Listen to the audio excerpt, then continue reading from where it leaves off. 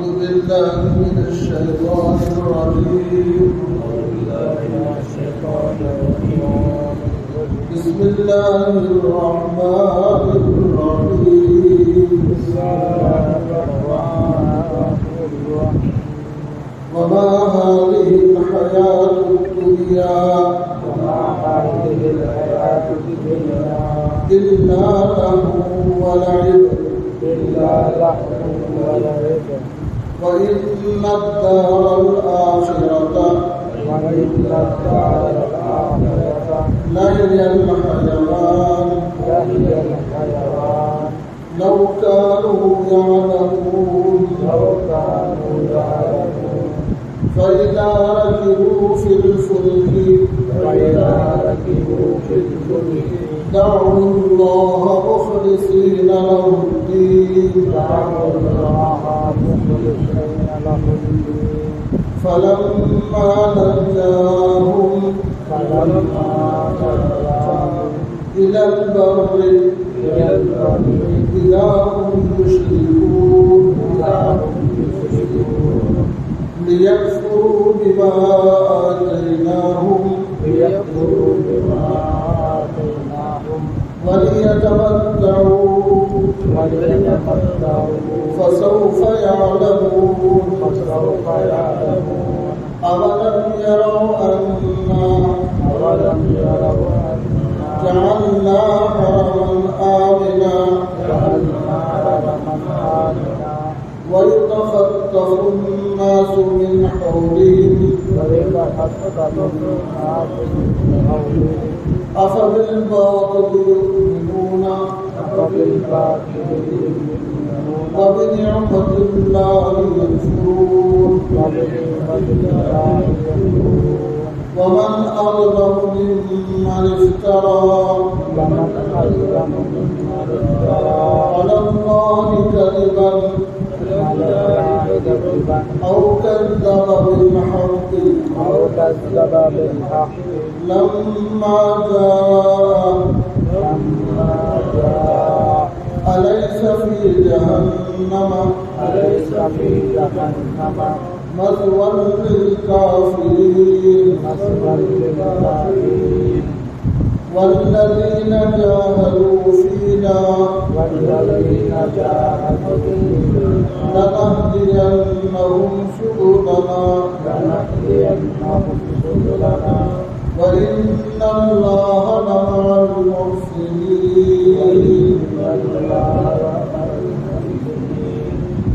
صدق الله العظيم.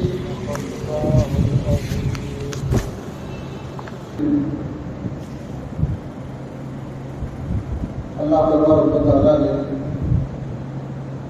انسانوں کی ہدایت اور صحیح راستہ بتانے کے لیے دو چیزیں اللہ اتارے زمین پر.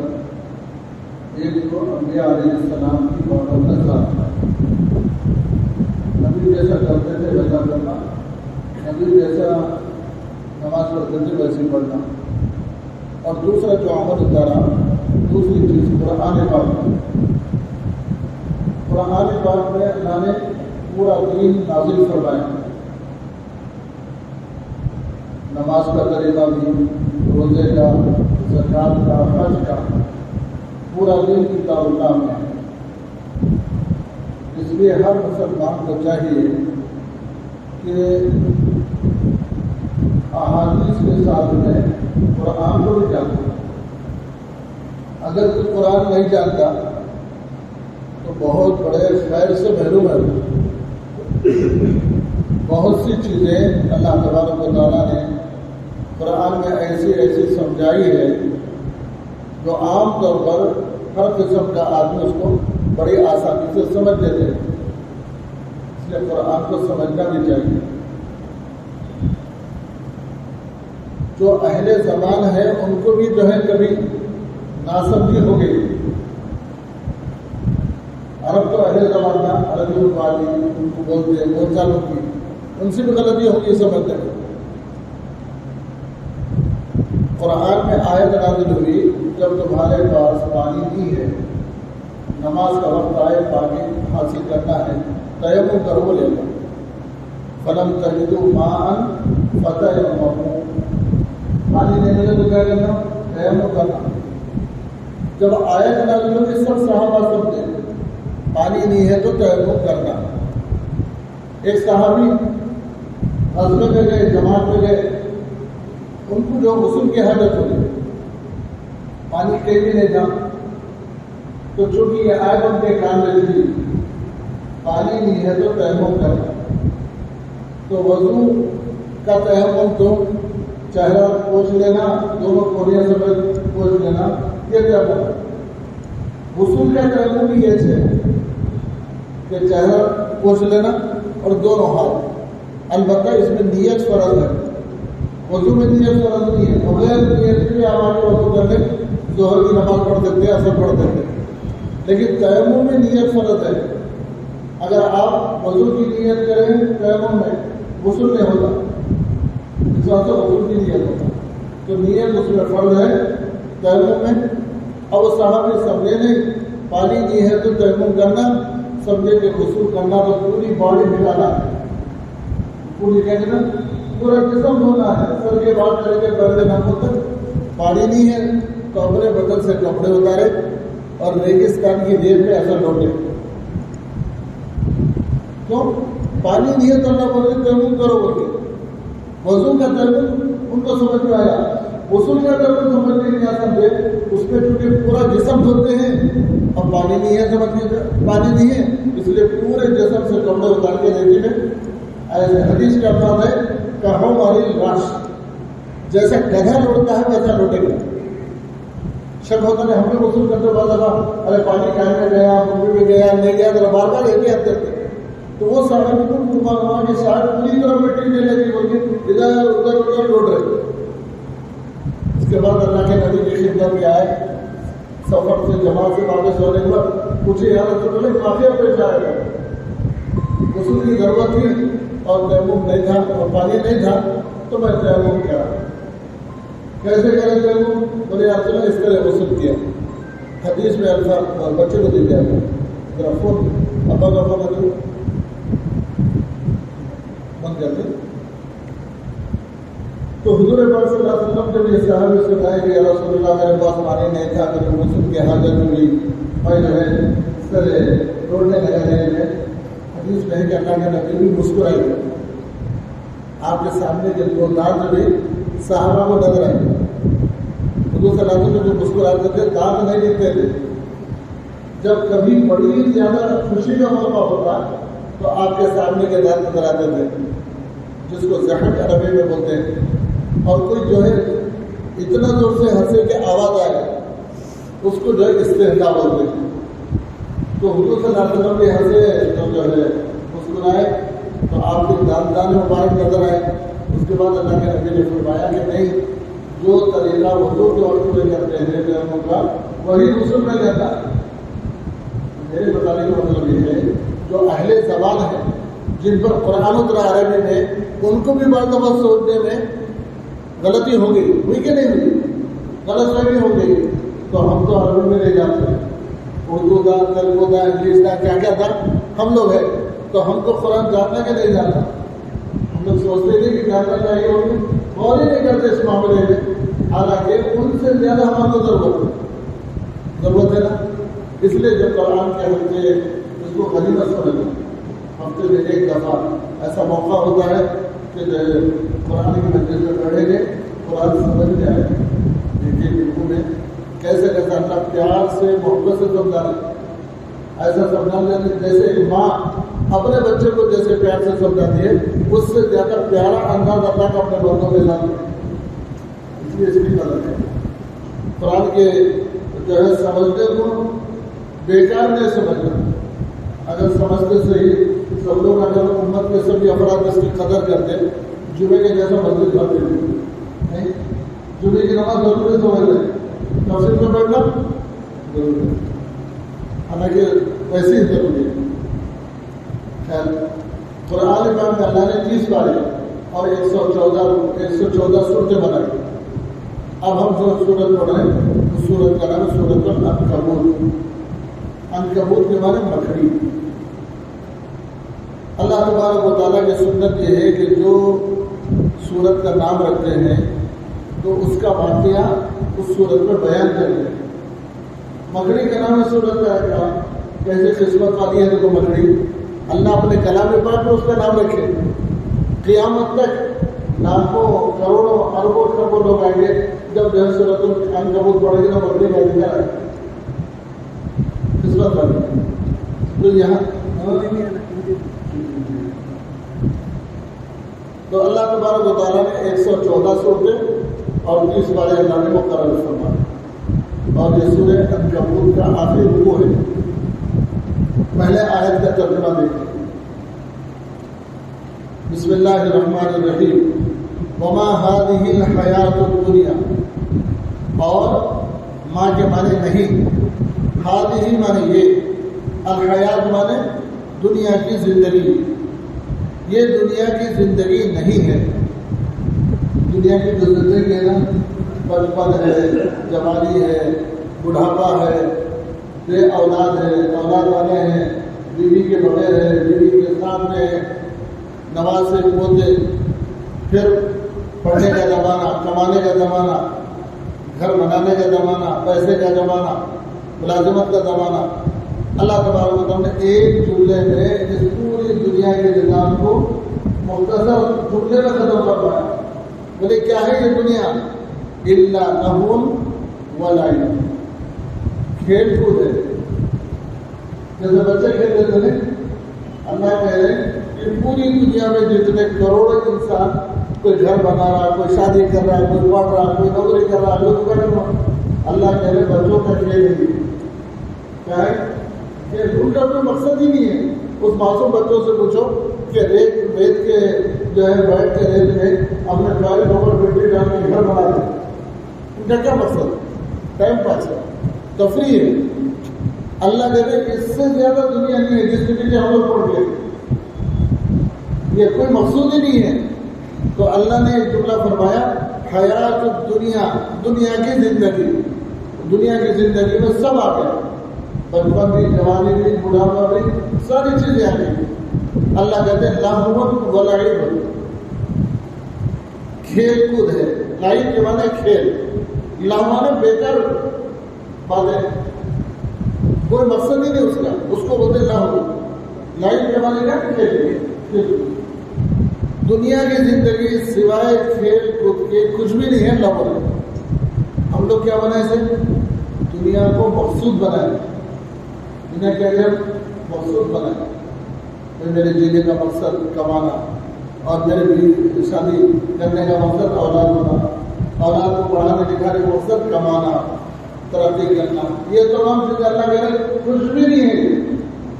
ہاں، دنیا کی زندگی تو کھیل اور کود کے سوا کچھ نہیں. جتنا اس کو گرامر جاننے والے جانتے ہیں، اللہ کسی چیز کو سختی کے ساتھ گرا کے بولنا چاہتے ہیں تو پہلے نفی کر دیتے ہیں. بالکل بات نہیں، جاؤ بعد میں کبھی دیکھ لیں گے. کیا مطلب؟ اس کی کوئی حیثیت میرے پاس نہیں ہے، بس ماں نہیں ہے. تو یہاں بھی اللہ کہہ رہے وما هذه الحیات الدنیا، دنیا کی زندگی نہیں ہے الا لہو و لعب، کھیل اور کود کے سوا کچھ نہیں. تو اب جو 60 سال 70 سال ہے جو دنیا کے آدمی زندگی گزارتا ہے، یہ کھیل کود ہی بولے گا. پھر وَإِنَّ الدَّارَ الْآخِرَةَ، دار عربی میں کہتے ہیں گھر کو، کس کو بولتے ہیں؟ گھر. دار الآخرہ، آخرت کا گھر. بے شک آخرت کا گھر لَهِيَ الْحَيَوَانُ، آخرت کی زندگی وہاں کی زندگی ہے. سر دنیا کی زندگی سوائے کھیل کود کی زندگی. اللہ کتنا فرق بندوں کو سمجھا رہے ہیں کہ کتنا بھی تم عائش کرو بیکار، یا کتنی بھی پختہ عمارت بناؤ بیکار، یا کتنی بھی قیمتی کار میں بیٹھو بیکار، کتنا بھی عمدہ کپڑا پہنو تو بھی بیکار. اس کے مقابلے میں آخرت لہی الحیوان، لہی کہتے ہیں زندگی کو، الحیوان کہتے ہیں وہاں کی زندگی. آخرت کی زندگی، حیوان کہتے ہیں زندگی، حیوان کے معنی زندگی، وہاں کی زندگی آخرت کی وہ زندگی اصل زندگی ہے. ایسا لباس پہنائیں گے جنت میں جانے کے بعد، پھر وہ لباس کبھی پرانا نہیں ہوگا. یہاں ہوتا نہیں ہوتا پرانا. قیمت سے قیمتی کپڑا پہنو، 1 دن 2 دن 3 دن ہو گیا پرانا، اس کا وقت گزر گیا، اور دوبارہ پہنے تو نیا نہیں بولتے نہیں بولتے. اسی طرح یہاں کا کھانا، یہاں کا لباس، یہاں کا مکان، تمام کی تمام چیزیں جو ہے آخرت کے مقابلے میں بے حیثیت ہے. اللہ کہہ رہے لو کانوا یعلمون، کاش کہ میرے بندے سمجھتے.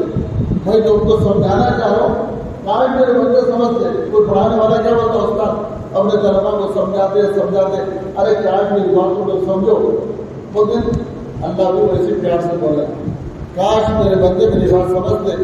کیوں خراب دنیا کے پیچھے پڑے ہو؟ یہ تو کھیل تماشے میں تو ہے ہی نہیں. ہاں، اس کے بجائے آپ آخرت کے اندر وقت لگاؤ، محنت کرو، کوشش کرو. یہ ہے آخرت کی زندگی. لو کانوا یعلمون. لیکن کاش میرے بندے سمجھتے، لیکن سمجھنے نہیں دیتا. ہمارے ساتھ نفس ہے اور شیطان ہے نا. جو اگر تھوڑی دیر کے لیے ہم اللہ کی طرف دل لگانا، بیچ میں کچھ تو خیالات پیدا کرتا ہے. ارے ابھی میں اللہ کی طرف متوجہ ہو رہا تھا، فوراً بیچ میں خلل ہو گیا. تو یہ نفس ہے اور شیطان ہے، جس کو اللہ کی طرف آنے نہیں دیتے. لیکن ہم کیا کہنا؟ حضرت شیخ زکریا رحمۃ اللہ علیہ سے ایک آدمی پوچھا کہ حضرت میں بہت کوشش کرتا ہوں اللہ کا ذکر کروں، لیکن جیسے میری زبان سے سبحان اللہ کرتا ہے اللہ میں ڈوب جاتا ہے، کیا ذکر چھوڑ دو؟ شیخ سے پوچھ رہے اس نے کہتا یاد ہی نہیں آ رہا. تو حضرت شیخ نے آپ نے مجھے لکھا، فرمایا اپنے مجھے سے تم کرتے رہو کرتے رہو کرتے رہو اور اپنے ذہن کو بناتے رہو. ایک دن ایسا آئے گا تم اللہ کا نام لیں گے تو تمہاری زبان میں تراوٹ آئے گی. مسا لیکن چھوڑنا بلکہ کرنا. اللہ پورے صورت میں بڑی بڑی نصیحتیں توحید کی بتانے لگتے ہیں. لو کانوا یعلمون، کاش میرے بندے جانتے. یہ مشرکین کا حال کیا ہے جو حضور کے زمانے میں بھی تھے اور پہلے بھی تھے. فَإِذَا رَكِبُوا فِي الْفُلْكِ، فَإِذَا بس جب رکیبو سوار ہو جاتے ہیں. رکیبہ یا رکبو کے معنی سوار ہو. بس میں بیٹھے تو بھی رکیبہ ہوتے ہیں، ٹرین میں بیٹھے تو بھی رکیبہ ہوتے ہیں.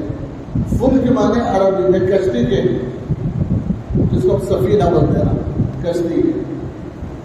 یہ مشرکین کی عادت کیا ہے؟ فَإِذَا رَكِبُوا، جب وہ سوار ہو جاتے ہیں فی الفلک کی کشتی میں، تو دعوا اللہ، پورے خلوص کے ساتھ اللہ کو پکارتے ہیں. دعوا اللہ مخلصین لہ الدین، خالص اللہ کے لیے ہوتے. کیوں؟ کشتی میں کبھی بیٹھے ہوتے آپ حضرات نہیں، کشتی میں بیٹھے تو نیچے پانی نظر آتا، اوپر آسمان نظر آتا، کوئی جینے کا تصور بھی ہے. اور وہ ایسے وقت میں کون آتا تھا؟ اللہ آتا تھا. اس وقت سوچتے ہیں بس تو گزر ٹکر ہے تو بستے سے کیا ہے کوئی پتہ ہی نہیں.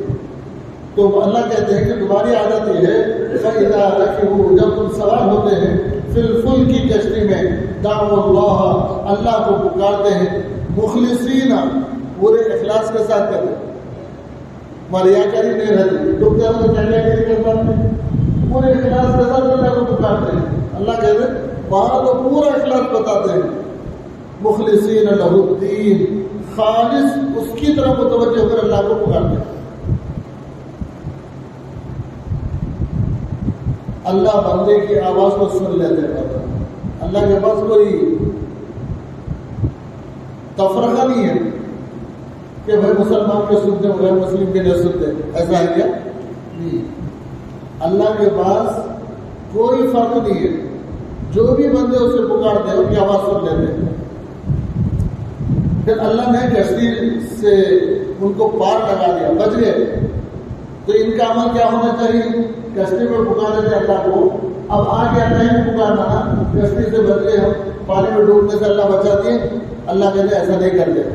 فَلَمَّا نَجَّاهُمْ، جب ہم ان کو نجات دے دیتے ہیں، یہ موت کے منہ میں چلے گئے تھے، پھر ان کو ہم زندگی دیتے ہیں، نجات مل جاتی ہے. إِلَى الْبَرِّ، زمین پر آتے ہیں، خشکی پر آتے ہیں، کشتی آگے کنارے رکھے ساحل پر، کشتی سے اتر گئے زمین پر، تو کیا کرتے ہیں؟ اذا هم یشرکون، پھر کیا کرتے ہو؟ اللہ کے ساتھ جیسے پہلے آتا تھا ویسے کرنے لگے. ارے ابھی پکارے تھے نا اللہ کو، بھول گئے سب. وہاں تو خوب اخلاص سے پکارے، جیسا زمین پہ آ گئے اب بھول گئے. فضائل درود میں لکھا ہے، ایک درود ہے درود تنجیہ، اس کے بارے میں لکھا ہے کہ ایک جہاز پانی کا سفر کر رہے تھے، کرتے کرتے بھور میں آ گئے، پانی میں ڈوبنے کے قریب ہو گیا. ایک اللہ والے اس میں بیٹھ گئے تھے، ان کو آنکھ لگی، انہوں بھی چلو اللہ والوں کا دل پریشانی میں مطمئن رہتا ہے. ہم آپ کو نیند آتی پریشانی میں نہیں ہوتی، مگر ان کا دل مطمئن، سب ڈوبنے میں کشتی جو جھکے نہیں دے رہے، لیکن ان کو نیند لگی، آگ لگی. اس بنودگی میں اللہ کے نبی جناب رسول اللہ صلی اللہ علیہ وسلم تشریف لائے. وہ کہتے ہیں تم پوری کشتی میں اعلان کرو جو یہ درود کشتی والے سب پڑھ لیں گے، اللہ تبارک و تعالیٰ ان کو نجات دے دیں گے، بچا دیں گے. آنکھ کھلتے ہی پورے کشتی میں آپ نے یہ اعلان کیا کہ اللہ کے نبی کی بشارت ہوئی اور مجھے درود سکھلایا گیا. وہ درود 1000 مرتبہ پڑھو بولے ہوتے جو پڑھنا شروع کرے. آدمی کشتی میں کیا کرتا؟ بہت گر گرا کے پڑھنا شروع کرے. آگے لکھا ہے کہ 300 پڑھے 1000 میں سے. 300 پڑھنے کے بعد اللہ نے اس بھور سے ان کو باہر نکال دیا، کشتی بچ گئی اور منزل میں آ گئی. تو جب بندہ اللہ کی طرف متوجہ ہوتا ہے تو کشتی میں سوار ہو کر بہت خلوص کے ساتھ اللہ کو پکارتا ہے. جب خشکی میں آ گیا تو بھول جاتا ہے. تو پہلی بات اللہ سمجھا رہے ہر حال میں تم ایک اللہ کو پکارو، اخلاص کے ساتھ پکارو، جب بھی کوئی ضرورت پڑ جائے، جب بھی کوئی یاد کرے. آگے فرمایا لیکفروا بما آتیناہم، ان کے بعد جو کچھ ہے تمہارے پاس یہ تم نہیں کمائے، نہیں دیا تم، نہ کیا بولے ہم دیے تم کو.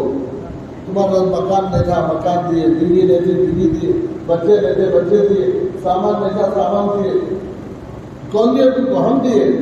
لیکن تم کیا کرتے ہو؟ انکار کرتے ہو، کفر کرتے ہو. لیکفروا، انکار کرتے ہو تم بما آتیناہم، جو جو چیزیں ہم نے تم کو عطا کی ہیں اس کو لے کر اللہ کا شکر کرنے کے بجائے کیا کرتے؟ انکار کرتے. نہیں اللہ نہیں دیا، یہ تو میرے خاندانی پراپرٹی ہے اور میں اپنے ہنر سے کمایا اور اپنے فلان سے بنایا. آدمی اللہ کا انکار کرتا ہے. اللہ اس کو کہہ رہے لیکفروا، انکار کرتے ہو بما آتیناہم، ہم نے جو کچھ تم کو دیا ہے. وَلِيَتَمَتَّعُوا، اللہ کہہ رہے اچھا کرو میرے کو نہیں مانے تو بھی یہ دنیا کی چیزوں سے فائدہ اٹھا لے. ہوتا ہے ایسا، کنواں کھود کے پانی نکلتا ہے تو مسلمان پہ ڈھول ڈالے تو پانی آتا، اور اللہ کو نہیں ماننے والا کافر بھی ڈھول ڈالا تو پانی آتا. اللہ بولے وَلِيَتَمَتَّعُوا، یہ دنیا کی چیزیں فائدہ اٹھا لو. تم مجھے مانے تو بھی فائدہ اٹھاؤ، نہیں مانے تو بھی اٹھاؤ. پھر آگے اللہ کرے فَسَوْفَ يَعْلَمُونَ، قریب معلوم ہو جائے گا. فَسَوْفَ يَعْلَمُونَ، قریب تم کو معلوم ہو جائے گا. جیسے ہی آنکھ بند ہوگی تم کو معلوم ہوگا تم کیا کہہ رہے تھے، کیا کرنا تھا. اللہ کہہ رہے کوئی فائدہ اٹھا لو. بنی اسرائیل کے زمانے میں ایسا ہوا، جو حضرت موسیٰ علیہ السلام پر ایمان والے تھے وہ لوگ پانی کنویں سے نکالتے تو پانی آتا تھا. جو موسیٰ علیہ السلام کو نہیں مانتے وہ لوگ کنویں کے اندر ڈھول ڈال کے پانی نکالتے تو خون آتا تھا. اللہ کبھی کبھی کر کے بتاتے میرے سمجھنا کہ میں نہیں کر سکتا. اللہ بولے میں کرتا ہوں، کر سکتا ہوں، لیکن میرے حبیب کے ساتھ تمہارے ساتھ معاملہ ہے، اس کی رحمت کی وجہ سے میں تمہیں جو ہے نوازتا ہوں. مانے تو بھی دیتا ہوں، نہیں مانے تو بھی دیتا ہوں. فَسَوْفَ يَعْلَمُونَ، من ان قریب تم کو معلوم ہو جائے گا. کتنا پیارا انداز ہے اللہ کے سمجھانے کا. کوئی غصہ نہیں ہے، کوئی ڈانٹ نہیں ہے. آ جاؤ اپنی سمجھو، دنیا کے دھوکے سے بچو. پھر اہل مکہ کو، مشرکین مکہ کو اللہ نے بڑے بڑے احسانات کیے ان پر. جو لوگ مکے کو گئے ہم نے دیکھیں گے وہ ایسی جگہ بستیاں آباد ہے مکہ جہاں کھانے کا ایک دانہ نہیں ہوتا، ایسی جو ہے پہاڑی کا علاقہ، ہاں چاروں طرف پہاڑی پہاڑ، لیکن اللہ تبارک و تعالیٰ ہر موسم کا، ہر جگہ کا، پوری دنیا میں کیا ملتا ہے اس کو ملتا ہے. سمجھ میں آ رہی بات؟ پوری دنیا میں جو، اس لیے پوری دنیا سے لوگ آتے ہیں وہاں، پوری دنیا کا میوہ آتا ہے، ہر ملک والا اپنی پسند کا میوہ کھا لیتا ہے. یہاں سے پارسل بنا کے لے جانے کی ضرورت نہیں ہے، اس کے پہنچنے سے پہلے ہمارے انڈیا کا پھل وہاں مل رہا ہے. یہ اللہ کا نظام ہے، قدرت ہے. ویسے ہی اللہ نے مکہ مکرمہ پہلے امن کی جگہ ہے، لڑائی جھگڑا جنگ و جدال کا ماحول تھا. اللہ نے پورے مکے میں سے بیت اللہ کو حرم بنا دیا. بیت اللہ کیا بنا دیا؟ حرم. اللہ کے نبی نے فرمایا ایسا امن کی جگہ ہے یہاں، کوئی قاتل بھی سامنے قتل کر کے آیا مسجد حرم میں داخل ہوگا، اس کو امان اللہ دے دے، نہیں ماننا. ایسا امن کی جگہ اللہ اس کا ذکر کرے. اولم یرو، کیا تم لوگ دیکھتے نہیں، انا جعلنا حرما آمنا، ہم نے حرم کو امن کی جگہ بنایا. حرم کے اندر آپ شکار نہیں کر سکتے، چڑیا نہیں مار سکتے، ابابیل نہیں مار سکتے، کبوتر نہیں مار سکتے. آپ کے آمنے سامنے پھرتے رہیے، لیکن باہر نہیں لگا ماننا نہیں. کیوں؟ حرم کے اندر امن ہی امن ہے، اور کسی جاندار کو تکلیف دینا نہیں ہے. اللہ کہہ رہے کہ ہم نے تمہارے لیے نہیں بنایا امن کی جگہ. جو مکے میں آ جاتا ہے، حرم میں آ جاتا ہے، مطمئن ہو جاتا ہے. اور آزو بازو کی حالت ہے وَيُتَخَطَّفُ النَّاسُ مِنْ حَوْلِهِمْ، اور مکے کے اطراف میں لوگ ایک دوسرے کو اچک رہے، حملہ کر رہے، قتل عدالت میں ایک دوسرے کے ڈکیتی، مال چرانا، قتل کرنا، آپس میں ایک دوسرے کو اطراف میں ہو رہا ہے، لیکن مکے کے اندر امن و امان ہے. اللہ کہہ رہے ہیں میرا احسان ہے، ہم نے اس کو امن کی جگہ بنایا. مسلمان بھی کہتا ہے حرم کے اندر شکار نہیں کرنا، کسی کو تکلیف نہیں پہنچانا. کافر بھی کہتا ہے کہ وہ امن کی جگہ ہے، وہاں کسی کو تکلیف نہیں جانا. اولم یرو، کیا دیکھتے نہیں، انا جعلنا، کہ ہم نے بنایا حرم کو آمنا، امن کی جگہ بنایا. وَيُتَخَطَّفُ النَّاسُ مِنْ حَوْلِهِمْ، اور مکے کے اطراف میں لوگ ایک دوسرے کو اچک رہے، قتل کر رہے، آپس میں ایک دوسرے کا جان و مال لوٹنے پہ تلے ہوئے ہیں، لیکن حرم کے اندر کوئی نہیں. أَفَبِالْبَاطِلِ يُؤْمِنُونَ، اللہ کہہ رہے ہیں کیا کفر اور شرک پر ایمان ہے تمہارا؟ جو غیر اللہ ہے اس کے اوپر تمہارا ایمان ہے. وَبِنِعْمَةِ اللَّهِ يَكْفُرُونَ، اور اللہ کا انکار کرتے ہو.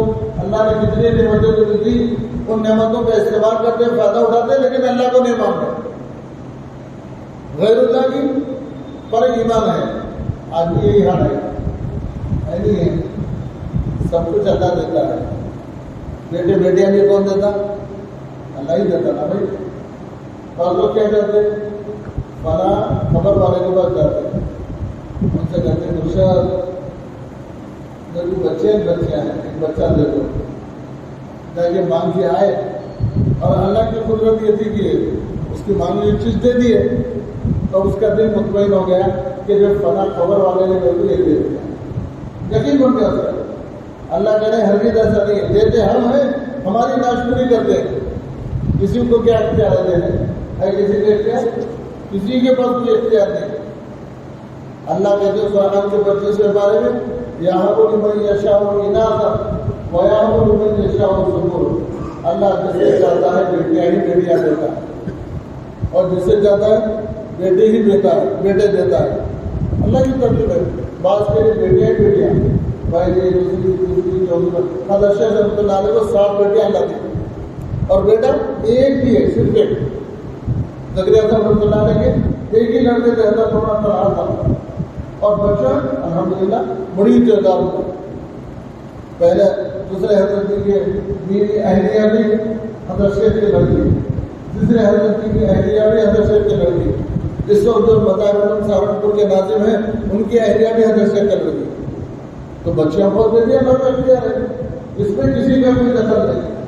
پھر آگے اللہ کہتے ہیں اور ذکران و اناثا، بعض دفعہ بعض کو اللہ بیٹے یہ چار وہ چار، یہ دو وہ دو، تین دو، یہ اللہ کی ترتیب ہے۔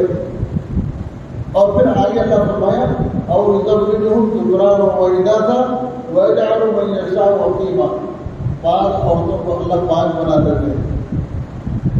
کئی سالوں سے کوشش ہو رہی، دوا خانے کے دوا میں بتا رہے، دواؤں میں دوا نہیں بتا رہے، ڈاکٹروں میں ڈاکٹر بتا رہے، لیکن اولاد نہیں ہو رہی۔ اللہ کہہ رہے ہیں ان کے اولاد نہیں ہے، میرے پاس ہے، جس کو میں روک دوں کوئی نہیں دے سکتا۔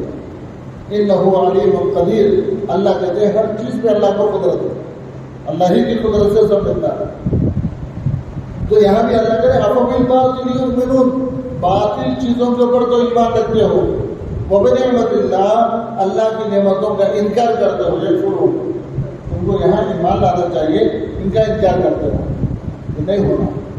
جس نے جو چیز دی ہے اس کے جو احسان فراموشی نہیں کرنا۔ اس صورت کو ختم کرتے ہوئے اللہ کہتے ہیں ومن اظلم ممن افترى علی اللہ کذبا،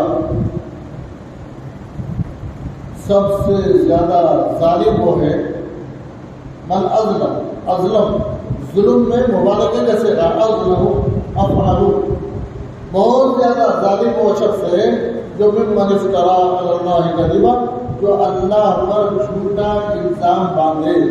افترا کے معنی کیا، باندھنا، تہمت لگانا، اللہ پر جھوٹ کی تہمت لگانے والا اللہ کہتے ہیں سب سے بڑا ظالم، نعوذ باللہ، اللہ کو تہمت لگا رہے۔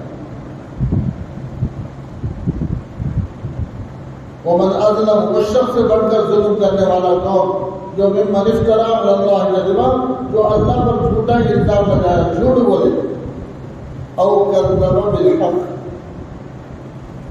اللہ پر جھوٹا الزام لگانے والا بھی بڑا ظالم، اور حق بات کو جھٹلانے والا بھی بڑا ظالم۔ اس کے سامنے حق بات آ گئی، حق کو مان لینا نا، نہیں مانتے، یہ بھی بڑا ظالم ہے۔ کب، لما جاءہ، جب اس کے پاس حق آ گیا تو پھر حق کو مان لینا چاہیے۔ جب تک نبی نہیں آیا، قرآن نہیں آیا، تو مکے کے لوگ 360 بتوں کی پوجا کرتے تھے۔ اب حق آ گیا، قرآن آ گیا، نبی آ گئے، اب انکار کرنا یہ سب سے بڑا ظلم ہے۔ او کذب بالحق لما جاء الیس فی جہنم مثوی للکافرین، الیس، اللہ کہے کیا کافی نہیں ہے، الیس کیا کافی نہیں ہے، جہنم، جہنم کافی نہیں ہے، مثوی للکافرین، مثوی کے بارے ٹھکانا، کافروں کے لیے دوزخ کافی نہیں ہے، تو برداشت کر سکتے دوزخ کا عذاب، وہاں کی سزا جہنم کا عذاب، ایسے نافرمانوں کے لیے کیا دوزخ کافی نہیں ہے؟ اللہ پوچھ رہے الیس فی جہنم مثوی للکافرین۔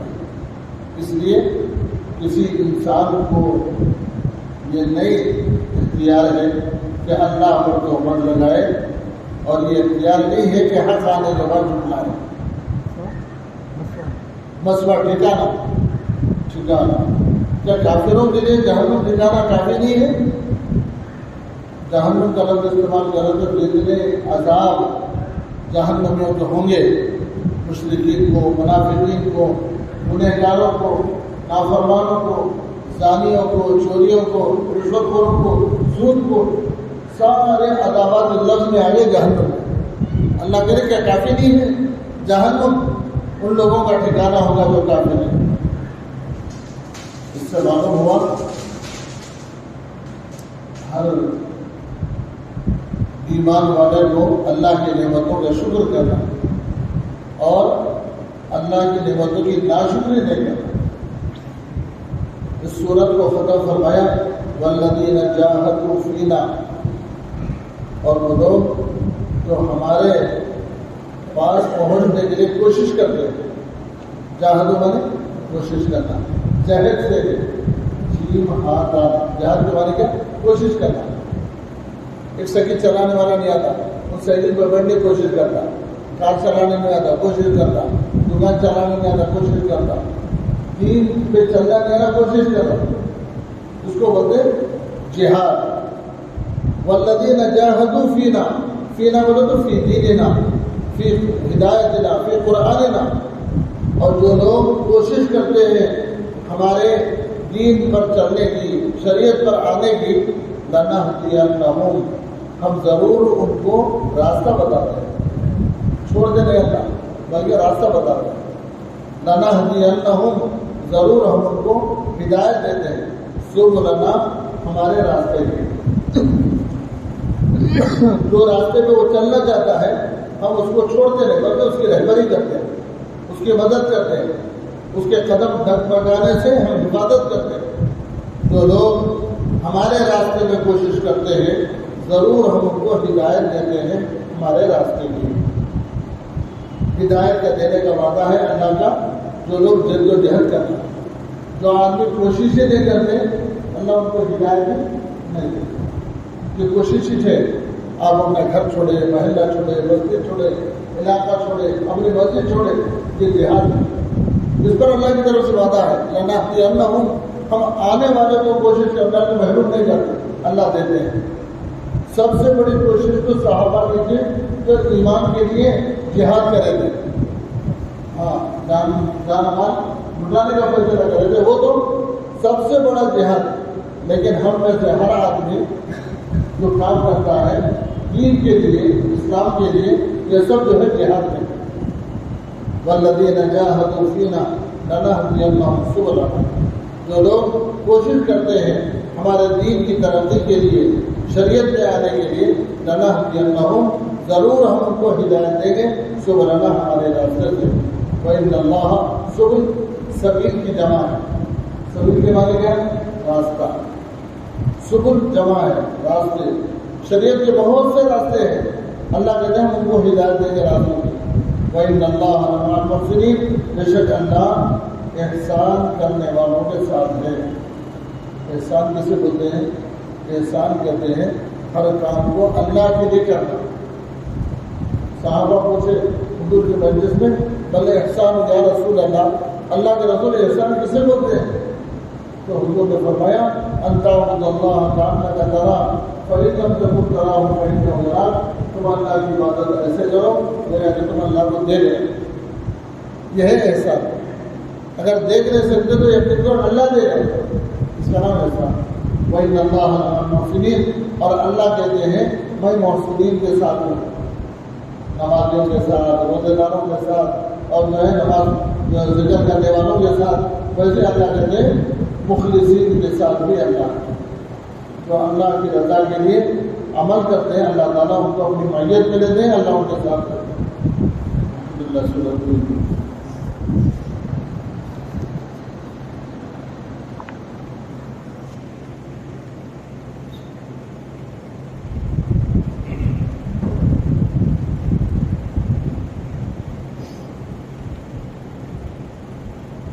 اسلامی تاریخ۔ حضرت شعیب اور ان کی قوم۔ حضرت شعیب اللہ کے مشہور نبی، مؤثر سے وہ کثرت سے نماز اور ذکر پہ مربوط رہتے تھے حضرت شعیب، اور اللہ تعالیٰ کے خوف سے خوب رویا کرتے تھے۔ قرآن مجید میں ان کا تذکرہ 11 مرتبہ آیا ہے۔ ان کا نسب حضرت ابراہیم علیہ السلام کے بیٹے مدین سے ملتا ہے، جو اپنے اہل خانہ کے ساتھ حجاز عرب چلے گئے، بڑھتے بڑھتے خاندان قبیلے کی شکل میں حجاز کے آخری سرحدوں سے ملک شام کے قریب تک پھیل گیا ہے۔ عہد نبوی میں شام، فلسطین اور مصر جاتے ہوئے راستے میں مدین کے کھنڈرات نظر آتے تھے۔ حضرت شعیب علیہ السلام اسی قبیلے میں پیدا ہوئے، بعد میں قبیلہ قوم شعیب کہلایا۔ یہ قوم بت پرستی، مشرکانہ عقائد، ناک چور کے کمی، لوٹ و مار اور ڈاکہ زنی جیسے جرائم اور گناہوں میں مبتلا تھی۔ نبوت ملنے کے بعد حضرت شعیب علیہ السلام نے ان لوگوں کو ایمان اور توحید کی دعوت دینی شروع کر دی۔ ان کی واضح و نصیحت اور تقریر و کتابت سے لوگوں کے دلوں پر بڑا اثر ہوتا تھا، اسی لیے حضور صلی اللہ علیہ وسلم نے ان کو خطیب الانبیاء کے لقب سے نوازا۔ حضرت شعیب علیہ السلام بہت اچھا بیان کرتے تھے، تو حضور نے ان کو کیا بنے خطیب الانبیاء کا لقب سے نوازا۔ اللہ کی قدرت، قطب تارا، اللہ تعالیٰ نے آسمانوں میں لاکھوں روشن ستارے بنائے جو آسمان میں اپنے اپنے مدار پر گھومتے رہتے ہیں۔ اس گردش کی وجہ سے وہ مشرق سے مغرب میں اپنی جگہ بدلتے رہتے ہیں، مگر ان لاکھوں ستاروں میں ایک قطب تارا ایسا بھی ہے جو ہمیشہ شمالی سمت میں ٹھہرا رہتا ہے، جو ہمیشہ شمالی سمت میں ہی رہتا ہے، جس کو دیکھ کر خشکی، ریگستانی، دریائی سفر کرنے والے اپنی سمت آسانی سے معلوم کر لیتے ہیں۔ دن کے اندر اگر کشتی چلتی ہے تو سورج بتاتا ہے، اور رات کے اندر کشتی چلتی ہے تو اس کو جو ہے وہ تارے کو دیکھ کے پہچان دیتے ہیں جو شمال میں طلوع ہوتا ہے، اپنی سمت آسانی سے معلوم کر لیتے ہیں۔ بلا شبہ اس قطب تارے کے ذریعے لوگوں کو منزل مقصود تک پہنچانا قدرت کی بڑی نشانی ہے، اور تارے کو دیکھ کے رات میں لوگ سفر کر کے منزل پر پہنچتے۔ ایک فرض کے بارے میں اسلام میں نماز کی اہمیت، رسول اللہ صلی اللہ علیہ وسلم نے فرمایا دین بغیر نماز کے نہیں، نماز دین کے لیے ایسی ہے جیسا آدمی کے بدن کے لیے سر ہوتا ہے۔ ایک سنت کے بارے میں بچوں کے سروں پر ہاتھ پھیرنا، یہ بھی سنت ہے۔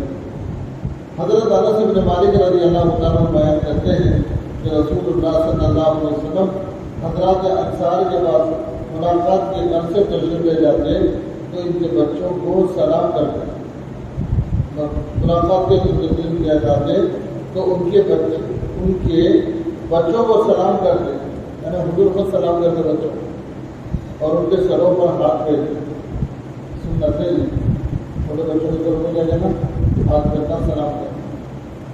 ایک اہم عمل کی فضیلت بستر پر اللہ کا ذکر کرنا، رسول اللہ صلی اللہ علیہ وسلم نے فرمایا بہت سے لوگ دنیا میں نرم نرم بستروں پر اللہ کا ذکر کرتے ہوں گے، اللہ تعالیٰ ان کو اونچے اونچے درجے عطا فرمائے گا۔ ایک گناہ کے بارے میں شرابی پیاسا اٹھے گا، رسول اللہ صلی اللہ علیہ وسلم نے فرمایا جس شخص نے شراب پی کے بغیر توبہ کیے ہوئے اسی حالت میں مر گیا تو قیامت کے دن پیاسا اٹھے گا۔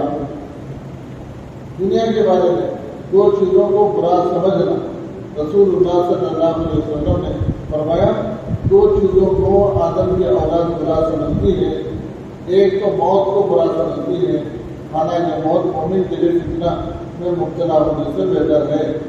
دوسرے مال کی کمی کو برا سمجھتی ہے، حالانکہ مال کی کمی حساب میں کمی کا سبب ہے۔ مال کم ہو گیا تو حساب کم دینا پڑتا، موت آ گئی تو فتنوں سے بچاؤ۔ یہ دو چیزیں اس کے لیے بہتر ہے، لیکن وہ انسان اس کو اپنے لیے برا سمجھتا ہے۔ آخرت کے بارے میں مرنے کے بعد زندہ ہونا، اللہ تعالیٰ قیامت کے جو بندوں کو خطاب کر کے فرمائے گا تم کو جس طرح ہم نے پہلی مرتبہ دنیا میں پیدا کیا تھا اسی طرح ہمارے حکم سے دوبارہ زندہ ہو کر آج تم ہمارے پاس آ گئے، مگر تم نے تو یہ سمجھ لیا تھا کہ ہم تمہارے لیے دوبارہ لوٹائے جانے کا کوئی وقت بھی مقرر نہیں کریں گے، ہم تو مقرر کر دیا وقت، وہ وقت تم لوٹ کر آ گئے۔ طب نبوی سے علاج